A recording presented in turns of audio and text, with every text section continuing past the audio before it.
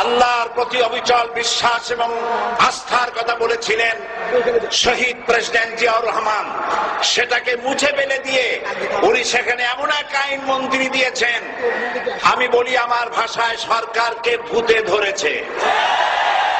ভূতের পা নাকি থাকে পেছনের দিকে, সামনে যত এগোতে চায় তত পেছনে চলে যায়।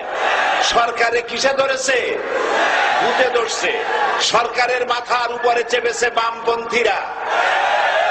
बर्बाद गुलिस्तान के लिए एक ही उल्लू काफी है, गुलिस्तान की हर शाख पे उल्लू बैठे हैं, फिर अंजाम गुलिस्तान क्या होगा। ফুল বাগানের ধ্বংস করার জন্য একটা হুতুম পেঁচা যথেষ্ট, কিন্তু হুতুম পেঁচা বসে গেছে প্রত্যেক ডালে ডালে। ফুল বাগানের অবস্থা কি হবে আল্লাহই জানে।